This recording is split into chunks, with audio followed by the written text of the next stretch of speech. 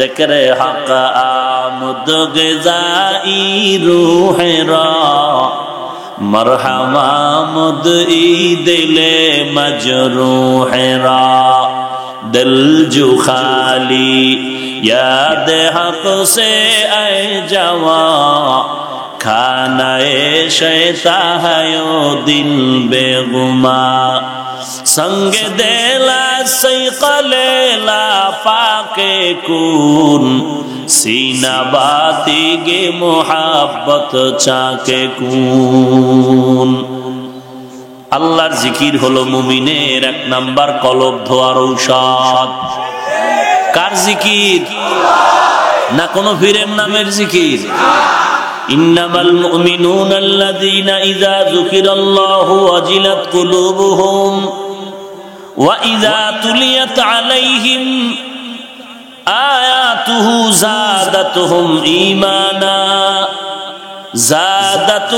إِيمَانًا وَعَلَى رَبِّهِمْ يَتَوَكَّلُونَ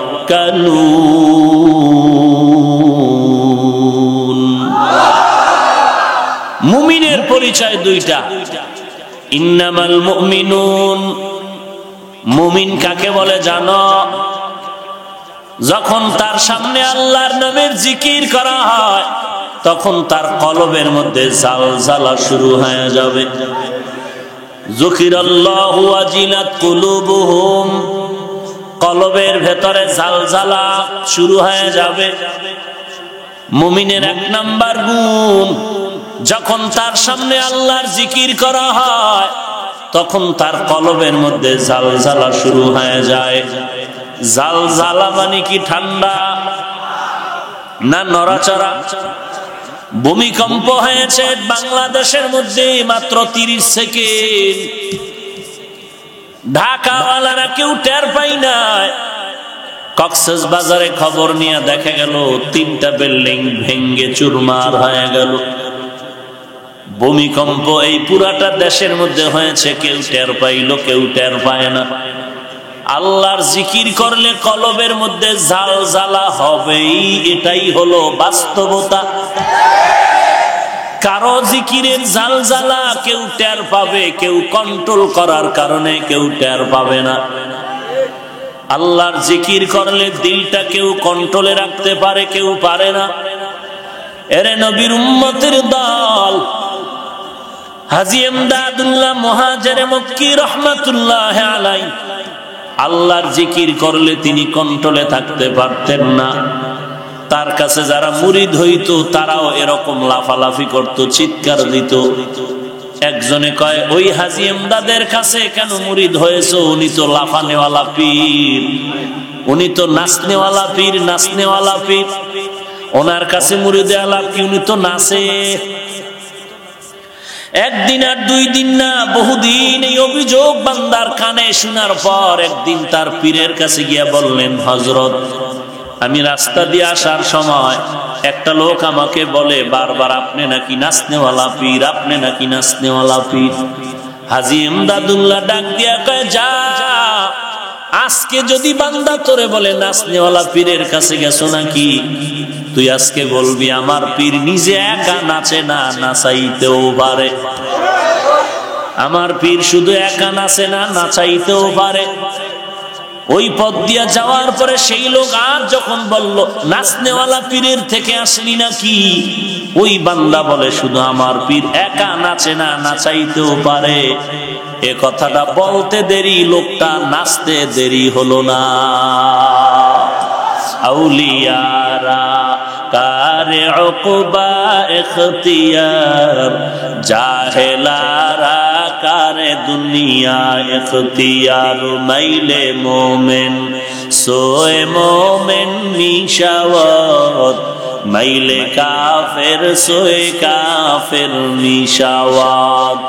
সোহবতে সালে তোরা সালে গুনাহ, সোহবতে তালে তোরা তালে গুনাতে জমানা।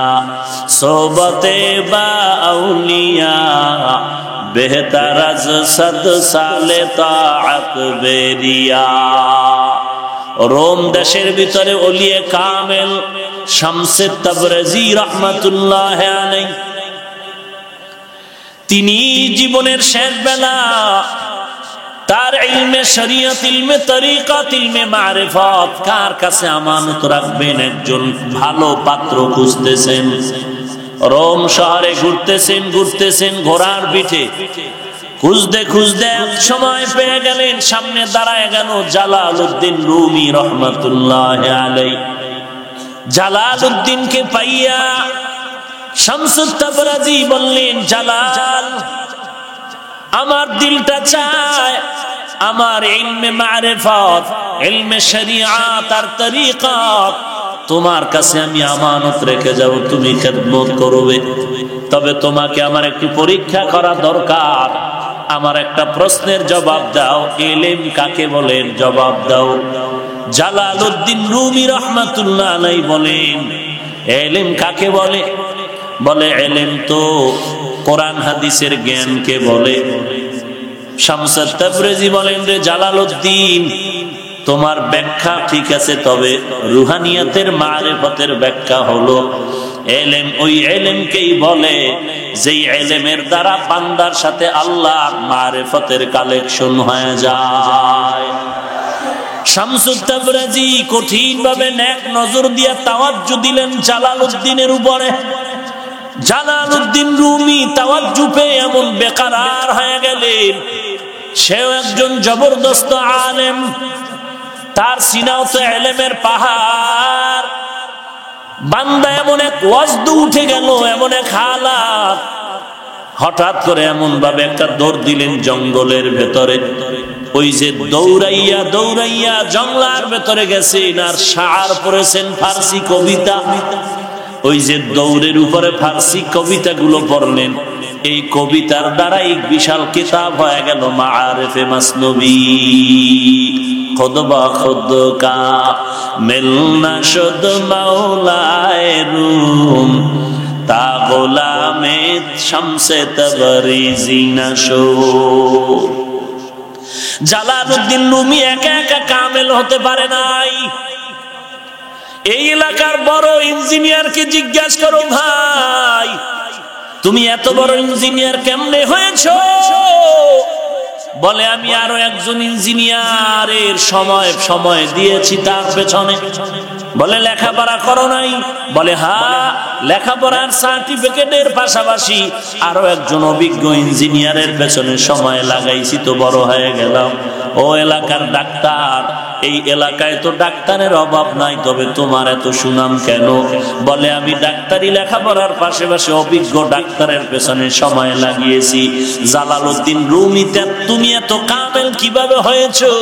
বলে আমি একা একা হতে পারি নাই, আর একজন মোকাম্মাল ব্যক্তির পেছনে সময় লাগিয়েছি। সোহবতে সালে তোরা সালেহ কুনাত, সোহবতে তালে তোরা তালে কুনাত জমানা, সোহবতে বা আউলিয়া বেহতার আজ সদ সালে তাআত বেরিয়া। ইন্না ফাতাহনা লাকা ফাতহাম মুবিনা লিয়াগফিরা লাকাল্লাহু মা তাকদ্দামা মিন যামবিকা ওয়া মা তাআখার ওয়া ইউতিম্মা নি'মাতাহু আলাইকা ওয়া ইয়াহদিয়াকা সিরাতাম মুস্তাকিমা। আল্লাহ পাক রব্বুল আলামিন নবীকে এমন বিজয় দিলেন যার কোনো ত্রুটি নাই, সামনে পেছনে সব গুনাহ মাফ। মনে মনে ভেবে দেখবেন কিছু হলো নাকি, তাও মাফ। সেই নবীকেও আল্লাহ বলেন, ও নবী আপনি আমাকে ভয় করেন। যে নবীর কোনো গুনাহ নাই সেই নবীকে আল্লাহ বলেন আমাকে ভয় করেন। ইয়া আইয়ুহান নাবিয়্যুত্তাকিল্লাহা ওয়া লা তুতি'ল কাফিরিনা ওয়াল মুনাফিকিন। ও নবী আপনি আমাকে ভয় করেন, কাফের আর মুনাফিকদের অনুসরণ করবেন না। কাফেরও খারাপ, মুনাফিক আরো খারাপ। কাফেরকে চিনা যায়, ধরা যায়, মুনাফিকরে চিনাও যায় না, ধরাও যায় না। নবীর সাথেই খানা খাইতেছে, নবীর সাথেই নামাজ পড়তেছে, একই দস্তারখানে খানা খাচ্ছে। রসুল কাফের দেখলে চিনেন, মুনাফিক চিনতে পারেন না। খন্দকের যুদ্ধের সময় কিছু কিছু মুনাফিক বলতেছিল, আমি যুদ্ধে যেতে পারবো না, গর্ত খনন করতে পারবো না, বাড়িতে যেতে হবে। কেন? বাড়িতে আমার স্ত্রী ছাড়া কেউ নাই, পাহারা দিতে হবে। কেউ বলে বাড়িতে অসুস্থ রোগী, যেতে হবে। নবী তাদেরকে রক্ষত দিবেন, এমন সময় আল্লাহ পাক জিবরাইল আমিনকে পাঠায় দিলেন আর বললেন, রসুল আপনি এদেরকে জানায় দেন, এরা যে বলতেছে বাড়িতে ওজোর আছে, আসলে কোনো ওজোর নাই, কষ্ট যেহেতু এই কাজ করতে পারবে না, এদের অন্তরে নেফাকই আছে। নবী আপনি জানেন না, এদেরকে বলুন, লাকাদ কানা লাকুম ফি রাসূলিল্লাহি উসওয়াতুন হাসানাহ। এই মুনাফিক, তোমরা যারা রসুলের আদর্শ থেকে বিচ্যুত হয়ে যাচ্ছ, তোমাদের জন্য রসুলের মধ্যে আদর্শ ছিল, গ্রহণ করনি। মুমিন কিয়ামত পর্যন্ত যারা থাকবে তাদের জন্য রসুলের মধ্যে আদর্শ রয়েছে, যখন তখন নিতে পারবা। মুনাফিকদের জন্য আদর্শ ছিল, গ্রহণ করেনি। মুমিনের আছে, নিতেছে। আল্লাহর রসুল জানেন না কেন এই মুনাফিকদের অন্তরে নেফাকি আছে, ময়লা আছে? না জানার একমাত্র কারণ, নবী গাইবের ইলমওয়ালা নয়। গাইবের মালিক কে? আর কেউ? কোন পীর, কোন নবী? যদি আপনাদের সামনে কেউ বলে আমি গাইব জানি, কোন পীর সাহেব যদি বলে, শুধু এতটুকু বলবেন, কিয়ামত হবে কোন সালের কোন মাসে, তোর পীরের তে খবর ল। আর তোর বাপে, তোর দাদা, আমার মা কবে মরবে এই তারিখ ল। আর এই দেশের মধ্যে কোন জায়গায় কোন দিন বৃষ্টি হবে খবর ল। যদি না পারে তো তোর পীরেরও জুতা, তোরেও জুতা। আছে আর কোন ঝামেলা? যদি কয় আমি গাইবের খবর জানি, গণক আছে না, গণক হাত গণনা করে বলতেছে তোর কপালে 13টা ফাড়া, বলে না? তো একজনে একটা লাঠি লইয়া গণকের দিছে বাড়ি, এমন বাড়ি। গণক কয় তুই আমার বাড়ি দিলি কেন? বলে তুই গণনা করে জানো না যে আমি বাড়ি দিব? তুই না অদৃশ্যের সব খবর জানো? আল্লাহ ব্যতীত গায়ব জানে যদি কেউ বিশ্বাস করে, সে আল্লাহ পাকের কোরআনের আয়াত মানে নাই। আল্লাহর কোরআনের আয়াত না মানলে সে সুন্নি। হ্যাঁ, কি আল্লাহ বলেন, নবী আপনি জানায় দেন, قُلْ لَا يَعْلَمُ مَنْ فِي السَّمَاوَاتِ وَالْأَرْضِ الْغَيْبَ إِلَّا اللَّهُ। হে নবী আপনি বলুন, আসমানের বাসিন্দারা কেউ গায়ব জানে না, জমিনের বাসিন্দারা কেউ গায়ব জানে না, একমাত্র কে জানেন? একমাত্র ইল্লাল্লাহ মানে আল্লাহই জানেন, আর কেউ জানে না। ইল্লাল্লাহ মানে আল্লাহ ব্যতীত, গায়বের মালিক কেউ না আল্লাহ ব্যতীত। বুঝেন নাই? ইল্লাল্লাহ নিয়ে আর এক গজব আসেনি? হ্যাঁ, যারা ইল্লাল্লাহর জিকির করে, জেনে শুনে বলবেন, এরা কি জিকিরের শুরুই কি ইল্লাল্লাহ দিয়া করে? কি দিয়া করে? কানে ধরে জিজ্ঞাসা করতে হয়, রে আহমক আর মুনাফিক, যেই লোকটা 400-500 বার 200 বার লা ইলাহা ইল্লাল্লাহর জিকির করলো, তার মনের মধ্যে ঢুকলো যে আল্লাহ ছাড়া আর কোনো ইলাহ নাই, কোনো মাহবুদ নাই, কোনো মাশুক নাই, কোনো মাকসুদ নাই, কোনো মাহবুব নাই, কোনো রাজ্জাক নাই, কোনো গফফার নাই। এই লা ইলাহা পুরা কালেমার জিকির করতে করতে একটা ভিতরে খেয়াল পয়দা হয়। এরপরে এটারে সংক্ষেপ করে ইল্লাল্লাহ, তার মানে লা ইলাহা তো সিনার মধ্যে আগেই ঢুকানো আছে। এরপরে ইল্লাল্লাহ মানে আল্লাহ ব্যতীত, আল্লাহ ব্যতীত, আল্লাহ ব্যতীত মানে আল্লাহই আছেন। আগে বলছি আল্লাহ ব্যতীত কেউ নাই, তার মানে আল্লাহই আছেন আর কেউ নাই। আল্লাহই আছেন, আল্লাহই আছেন, আল্লাহই আছেন। আমার ডানে, আমার বামে, আমার চতুর্দিকে কে আছেন? যতই দ্বন্দ্ব আর যতই বাহাস আর মুবাহাসা হোক না কেন, মুনাফিকদের নেফাকি কিয়ামত পর্যন্ত চলবে। ওই চরমনায়ের সৈয়দ ফজলুল করিম রাহমাতুল্লাহ আলাইহি বলতেন, যারা জোরে জিকিরের বিরুদ্ধে ফতোয়া দেয় এরা আস্তে জিকিরও করে না। মূলত এরা জোরে জিকিরের বিরোধী না, মূলত এরা জিকিরই পছন্দ করে না, আস্তে জিকিরও করে না। আর এই সমস্ত বিতর্কিত আলোচনা ছাড়া উম্মতের মাঝে আর কোনো আওয়াজই নাই, আর কোনো আলোচনাই নাই। কত মানুষ আমল থেকে বিচ্ছিন্ন, নামাজ নাই, রোজা নাই, পর্দা নাই, হালাল নাই, হারাম নাই, সুদ ঘুষে ডুবানো, এ বিষয়ে কোনো চিন্তা নাই। একটা লোক মদ পান করতেছে, গাঞ্জা খাইতেছে, সেদিকে কোনো খবর নাই। হ্যাঁ, একটা লোক কুফরি মতবাদের পেছনে দৌড়াচ্ছে, খবর নাই। চরমনায়ের সৈয়দ ফজলুল করিম তো এমন এক বাপের বেটা ছিল যে লক্ষ লক্ষ লক্ষ লক্ষ মানুষের সামনে, লক্ষ লক্ষ মানুষের সামনে এই কথা তিনি বলতেন যে পর্দা করে না, এই মিয়া খেয়াল করেন, যে পর্দা করে না, যে নামাজ পড়ে না, দাড়ি রাখে না, টেলিভিশন চালায় এবং কুফরি মতবাদ, দুনিয়ার রাজনীতির নাপাক দল ছাড়তে পারে না, এরা চরমনায়ের মুরিদ না, মুরিদ না, মুরিদ না। তোমরা মুরিদ দাবি করলেও আমি ফজলুল করিম তোমাদেরকে মুরিদ বলে স্বীকার করি না, করি না, করি না।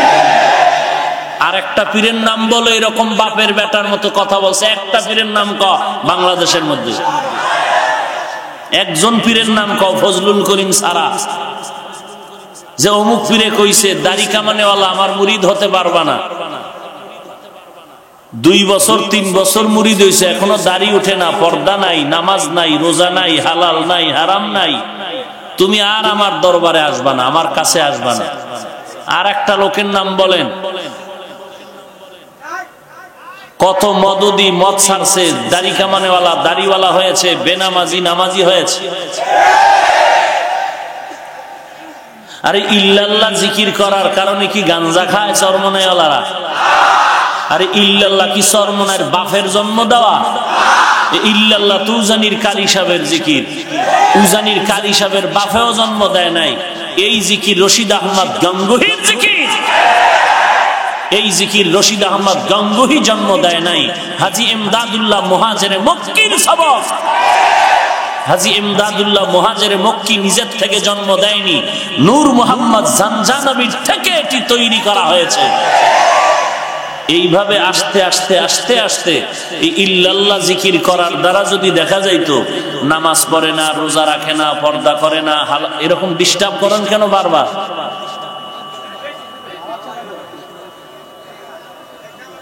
নামাজ পড়ে না, পর্দা করে না, হালাল খায় না, জিকির নাই, টুপি নাই, তখন বলা যাইতো হ্যাঁ ইল্লাল্লাহ বন্ধ করো, এর দ্বারা মানুষের ক্ষতি হয়। এর দ্বারা কি হয়? মানুষের ক্ষতি হয়। অথচ পীরের নামে কত জায়গায় মাজারে সেজদা দেয়, পীরের পায়ে সেজদা দেয়। এই বিষয় তাদের জবানে কোনো ফতোয়া নাই। কেন জানে ওখানে কিছু কইলে ভিডা খাইব।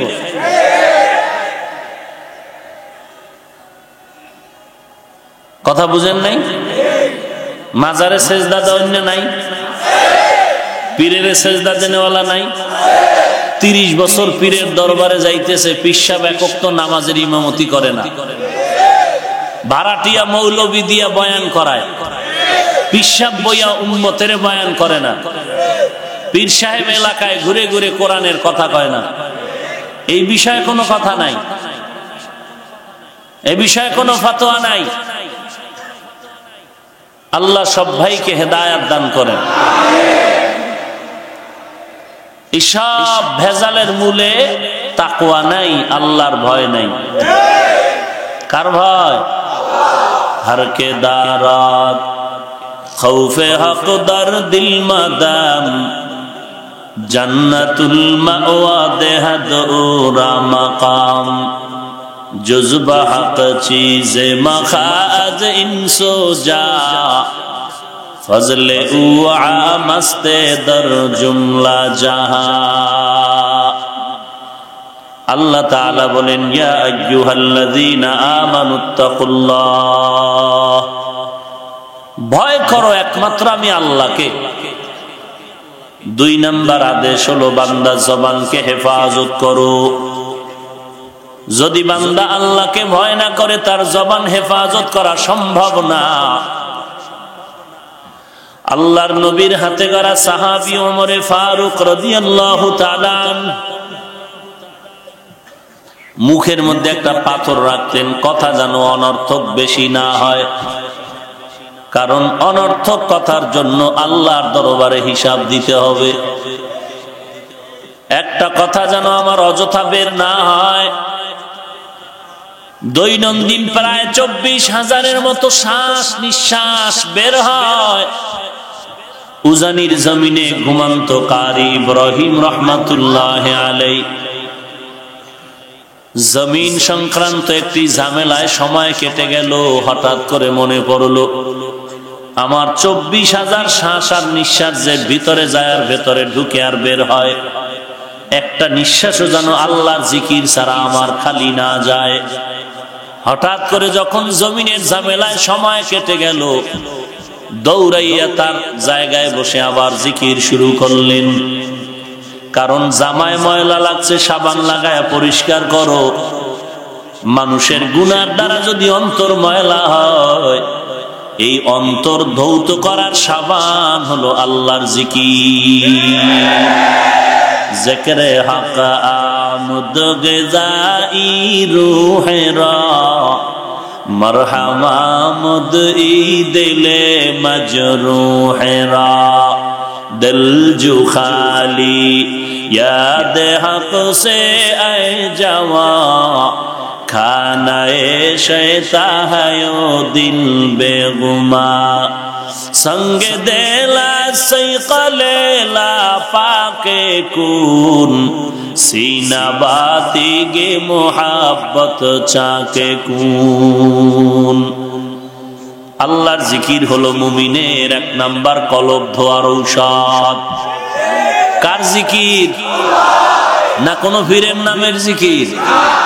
ইন্নামাল মুমিনুনা আল্লাযীনা ইযা যুকিরাল্লাহু ওয়াজিলাত কুলুবুহুম ওয়া ইযা তুলিয়াত আলাইহিম আয়াতুহু যাদাতুহুম ঈমানা زادتهم إيمانا وعلى ربهم يتوكلون।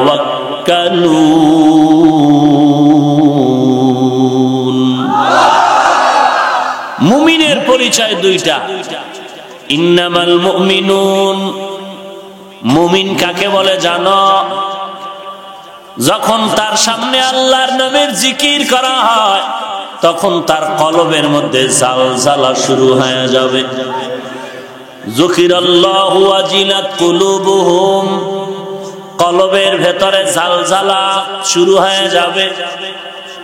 মুমিনের 1 নাম্বার গুণ, যখন তার সামনে আল্লাহর জিকির করা হয়, তখন তার কলবের মধ্যে জালজালা শুরু হয়ে যায়। জালজালা মানে কি ঠান্ডা না নড়াচড়া? ভূমিকম্প হয়েছে বাংলাদেশের মধ্যে মাত্র 30 সেকেন্ড। ঢাকাওয়ালারা কেউ টের পাই নাই।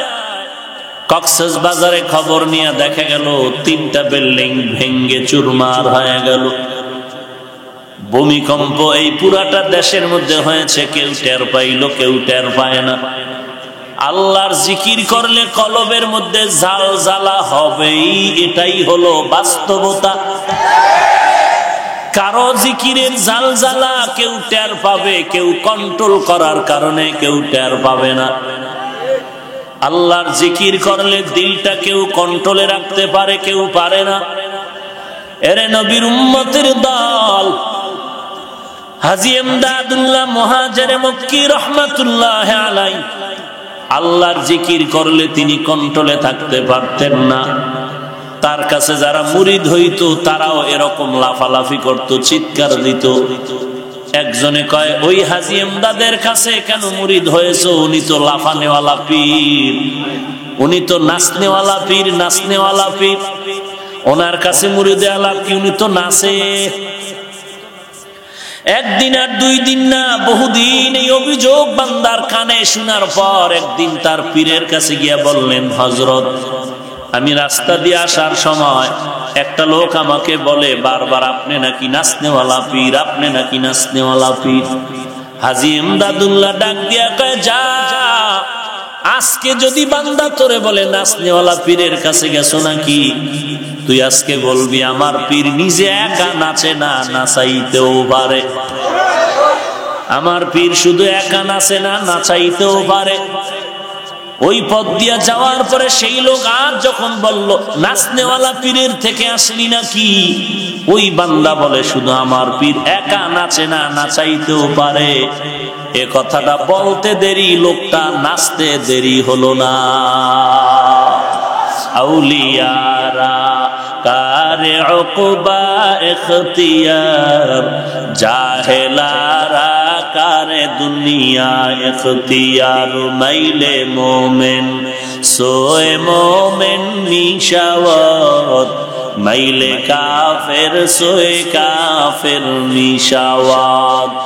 সোহবতে সালে তোরা সালে গুনাহ, সোহবতে তালে তোরা তালে গুনাহ। থেকে জমানা সোহবতে বা আউলিয়া, বেহতার আজ 100 সালে তাআত বেরিয়া।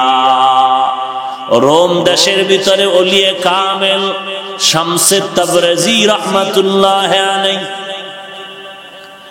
তিনি জীবনের শেষ বেলা তার ইলমে শরীয়ত, ইলমে তরিকত, ইলমে মারিফত কার কাছে আমানত রাখবেন, একজন ভালো পাত্র খুঁজতেছেন। রোম শহরে ঘুরতেছেন ঘোড়ার পিঠে, খুঁজতে খুঁজতে এক সময় পেয়ে গেলেন, সামনে দাঁড়ায় গেল জালালউদ্দিন রুমি রহমাতুল্লাহ আলাইহি। জালালউদ্দিনকে পাইয়া শামসুত তাবরাজি বললেন, জালাল, আমার দিলটা চায় আমার ইলমে মারিফত, ইলমে শরিয়াত আর তরিকত তোমার কাছে আমি আমানত রেখে যাব, তুমি খেদমত করবে। তবে তোমাকে আমার একটু পরীক্ষা করা দরকার। আমার একটা প্রশ্নের জবাব দাও, ইলম কাকে বলেন, জবাব দাও। জালালউদ্দিন রুমি রহমাতুল্লাহ আলাইহি বলেন, ইলম কাকে বলে? বলে, ইলম তো কোরআন হাদিসের জ্ঞানকে বলে। শামসুত তাবরেজি বলেন, রে জালালউদ্দিন, তোমার ব্যাখ্যা ঠিক আছে, তবে রুহানিয়াতের মারিফতের ব্যাখ্যা হলো ইলম ওই ইলমকেই বলে যেই ইলমের দ্বারা বান্দার সাথে আল্লাহর মারিফতের কালেকশন হয়ে যায়। শামসুত তাবরেজি কঠিন ভাবে নেক নজর দিয়ে তাওয়াজ্জু দিলেন জালালউদ্দিনের উপরে। জালালউদ্দিন রুমি তাওয়াজ্জু পেয়ে এমন বেকারার হয়ে গেলেন, সেও একজন জবরদস্ত আলেম, তার সিনাও তো ইলমের পাহাড়। বান্দা এমন এক ওয়াজদ উঠে গেল, এমন এক হালাত, হঠাৎ করে এমন ভাবে একটা দৌড় দিলেন জঙ্গলের ভেতরে। ওই যে দৌড়াইয়া দৌড়াইয়া জঙ্গলার ভেতরে গেছেন আর শাআর পড়েছেন ফার্সি কবিতা। ওই যে দৌড়ের উপরে ফার্সি কবিতাগুলো পড়লেন, এই কবিতার দ্বারা এক বিশাল কিতাব হয়ে গেল মাআরিফে মাসনবী। খুদ বা খুদ কা মিলনা শুদ মাওলায়ে রুম, তা গোলামে শামসে তবরিজি নশোর। জালালউদ্দিন রুমি একা একা কামেল হতে পারে নাই। এই এলাকার বড় ইঞ্জিনিয়ারকে জিজ্ঞাসা করো, ভাই তুমি এত বড় ইঞ্জিনিয়ার কেমনে হয়েছো? বলে আমি আরো একজন ইঞ্জিনিয়ারের সময় দিয়েছি তার পেছনে। বলে লেখাপড়া করো নাই? বলে হ্যাঁ, লেখাপড়ার সার্টিফিকেটের পাশাপাশি আরো একজন অভিজ্ঞ ইঞ্জিনিয়ারের পেছনে সময় লাগাইছি, তো বড় হয়ে গেলাম।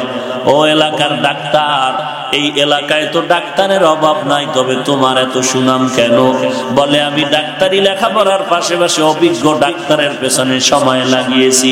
জালালউদ্দিন রুমি, তুমি এত কামেল কিভাবে হয়েছো?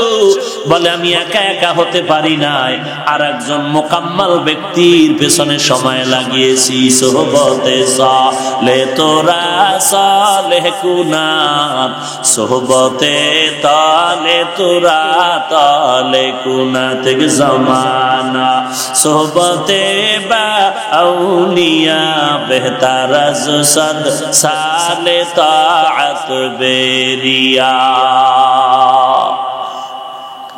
ইমাম বুখারী এত দামি হইলেন কিভাবে? এত সুনাম কেন? প্রায় 1080 জন তার ওস্তাদ, 1000-এর উপরে তার ওস্তাদ, 1000-এর উপরে ওস্তাদদের থেকে তিনি ইলম ইস্তেফাদা করেছেন, রুহানিয়তের জগৎ ইস্তেফাদা করেছেন। আল্লাহ পাকের যত আল্লাহওয়ালার রুহানি নজর যার মধ্যে বেশি পড়বে, ওই বান্দার রং বেশি চমকায় যাবে। এর নবীর উম্মতের দল, সূর্যের আলোটা যেই জায়গায় বেশি পড়বে, যেই ফলের মধ্যে বেশি পড়বে, ওই ফলটা রঙিন বেশি হবে। আল্লাহওয়ালার নজর যেই বান্দার উপরে বেশি পড়বে, ওই বান্দা জগতে বেশি চমকায় যাবে।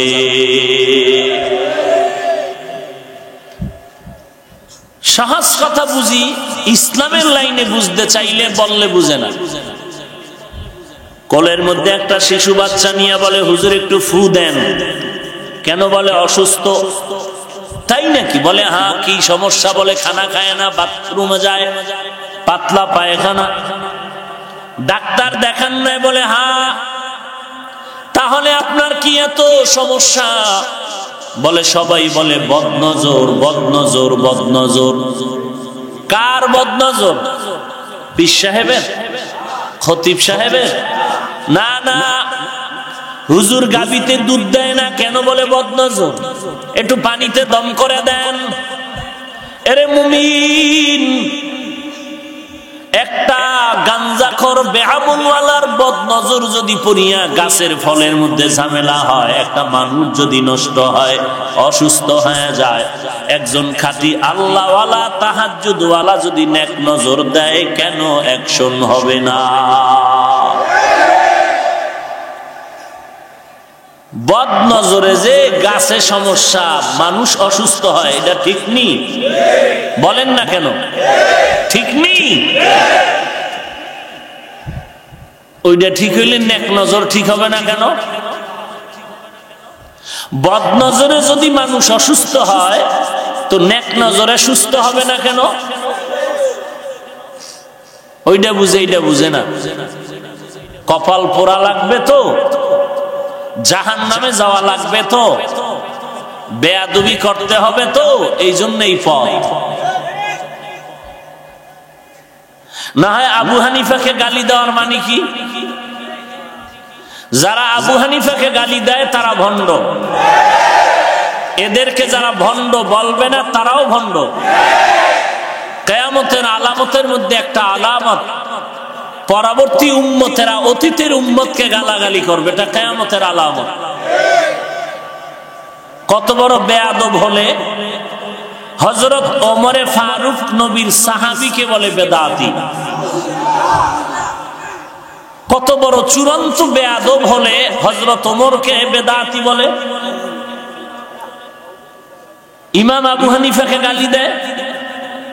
আরে ভাই, আমরা কওমি, চরমনাই, তাবলীগ, দেওবন্দি, আমরা আলিয়ায় পড়ি নাই, আমরা আহলে হক পীর মাশায়েখের অনুসরণে আছি, আমরা বেদাতি না বা আহলে বাতিল না, কাদিয়ানি না, হিন্দু বৌদ্ধ কিচ্ছু না, আমরা আওয়ামী লীগ না, বিএনপি না, রাজনৈতিক কোন দলের না। এরপরে তরিকাতের লাইনে আরো যে আছে তরিকার, আড্রসি, দেওয়ানবাগ, রাজারবাগ, মাইজবান্ডার, সুরেশ্বর, চন্দ্রপাড়া, কুতুববাগ আছে না? আপনারা কি জানেন আমি ওই দলের লোক? হ্যাঁ, আচ্ছা, ওই দলের লোক না হইয়া কি তাদেরকে গালি দিছি? তোমরা কেন আমগো দলের না হইয়া গালি দাও? বুঝা গেল তোমার অন্তর পবিত্র না নাপাক। আমরা জাকির নায়েকের পক্ষের না, গালি দিছি বলেন? আমরা সাদ সাহেবের পক্ষে ছিলাম, এখন নাই, গালি দিয়েছি। তোমরা গালি দাও কেন? তোমাদের অন্তরে তাকওয়া বেশি না ময়লা বেশি? আল্লাহ হেদায়াত দান করেন। আরো মোহাব্বতে বলেন ইমামে আজম আবু হানিফা। আর আমরা তো তাকে এমন ভাবে মানি না যে নবীর কথা মানবো না, আবু হানিফারটা মানবো, এমন নাকি? আমাদের সব সময়, সকালে বিকালে, অল টাইম আমাদের কথা, আমাদের আকীদা, আমাদের বিশ্বাস, আমরা আল্লাহর গোলামি করি নবীর আদর্শ মতে। মাঝখানে ইমাম মানি, মাযহাব মানি, পীর মানি কতক্ষণ? তারা আমার নবী মানবে যতক্ষণ। আর ভেজাল কি? সে আবু হানিফাকে গালি দেওয়ার মানেটা কি? আর মুরব্বীদের শানে কথা বলার তো একটা আদব আছে। লিকুল্লি শাইইন যিনাতুন ফিল ওয়ারা ওয়া যিনাতুল মারই তামামিল আদাবি আজ খোদা কা হি মে তৌফিক আদব বেআদব মাহরুমে গাশ আজ ফজলে রাব। এজন্যই তো আল্লাহ বলেন আমাকে ভয় কর, দুনিয়ার কোন মানুষকে ভয় করিস না, আমাকে ভয় কর। আর আমাকে যখন তুই ভয় করবি, আমাকে যখন ভয় করতে পারবি, তখন তোর জবানটারে কন্ট্রোল করে নে, জবানের হেফাজত কর। এই জবানটা দ্বারা যেন কখনো তোমার কোনো উল্লাপাল্লা কথা বের না হয়। আল্লাহকে ভয় করার পরে নিজের জবানকে হেফাজত করো। জবানের হেফাজত কেমনে করবা? এক নাম্বার, জবান দ্বারা কাউকে গালাগালি করবা। গালি দেওয়া হালাল না হারাম? কুল্লি ইবাদি ইয়াকুলুল্লাতী হিয়া আহসান ইন্নাশ শাইতানা ইয়ানজাগু বাইনাহুম। সূরা ইসরার মধ্যে আল্লাহ বলেন, ও নবী, মুমিনদের জানায় দেন কাফেরের সাথে যেন কখনো খারাপ আচরণ না করে। কুল্লি ইবাদিয়াল মুমিনিন ইয়াকুলুল কুফার। আল্লাহ বলেন না, কাফেরদেরকে বলেন মুমিনের সাথে যেন খারাপ ব্যবহার না করে, এমন বলছেন? আল্লাহ বলেন মুমিনদের জানায় দেন কাফেরদের সাথে যেন খারাপ আচরণ না করে। তার মানে কি? মুমিন হইয়া কাফেরের সাথে ব্যবহার করবা ভালো, আর মুমিন হইয়া আর এক মুমিনের দিবা গালি। গালি মুমিনরা ভালো করে শুনে নাও, এরে মুমিন, কাফেরের সাথে যেন ব্যবহার খারাপ না হয়, জবানটারে হেফাজত করো। এক নম্বরে জবান দ্বারা গালি দিও না। এই জবানের দ্বারা কাউকে গালি দিবে না, জবানটাকে হেফাজত করো। কাফেরকে যদি গালি দেওয়ার জন্য নিষেধ হয়, একজন মুমিন হইয়া কিভাবে মুমিনের গালি দাও? মুমিন হয় মুমিনকে কিভাবে গালি দাও? সমস্ত মুক্ত মুফতিয়ানে কেরামের ফতোয়া, কোন তাওহীদে বিশ্বাসী, আল্লাহ মানে, রাসূল মানে, ও যদি চুরি করে, ডাকাতি করে, জিনা করে, হত্যা করে, তারপর তাকে কাফের বলে গালি দেওয়া হারাম। ভাইরা আমার, আল্লাহ পাক রব্বুল আলামিন বলেন জবানকে হেফাজত করো, 1 নাম্বার গালাগালি করিও না। আল্লাহর নবী হাদিসের মধ্যে বারবার বলেন জবানের হেফাজত করো, গালি দিও না। সিবাবুল মুসলিমি ফুসুকু ওয়া কিতালুহু কুফর। এক মুমিন আর এক মুমিনকে গালি দেওয়া পাপিষ্টের কাজ। এক মুমিন আর এক মুমিনের বিরুদ্ধে জিহাদের ঘোষণা দেওয়া বেদিনদের কাজ। এই মোনাজাত দিয়া দিমু, তাই উঠা বসা করে কেন? লামাযহাবী নাকি এরা? এরা কি আবু হানিফার দুশমন? তো উঠে কেন? নিজেরা উঠবেন না, কাউকে উঠতেও দিবেন না, চেপে ধরবেন জায়গা। যারা বসতে পারে না তারা ঢুকলো কেন? বাইরে দাঁড়ায় দাঁড়ায় বিড়ি টানবে আর রস শুনবে। ডিস্টার্ব করেন কেন? একটা লোক উঠতে দিবেন না। সমস্যা বেশি হলে বলেন মোনাজাত দিয়ে দেই। চালাকি করেন মিয়া।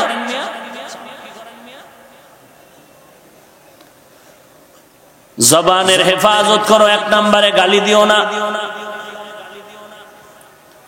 মুমিন হয়ে মুমিনকে গালি দেওয়া পাপিষ্টের কাজ। এক মুমিন আর এক মুমিনের বিরুদ্ধে জিহাদের ঘোষণা দেওয়া বেদিনের কাজ।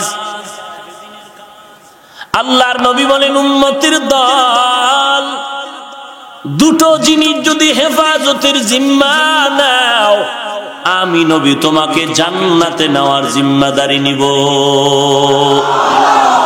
قال النبي صلى الله عليه وآله وسلم من يضمن لي ما بين لحييه وما بين رجليه أضمن له الجنة। আল্লাহর নবী বলেন এর উম্মতের দল জবানটারে হেফাজত করো, লজ্জাস্থানকে হেফাজত করো। যদি হেফাজত করতে পারো, আমি নবী ওয়াদা দিলাম তোমাকে নিয়ে জান্নাতে ঢুকে যাব। জবানের হেফাজত করো। জবানের হেফাজত কেমনে করবা? 1 নম্বরে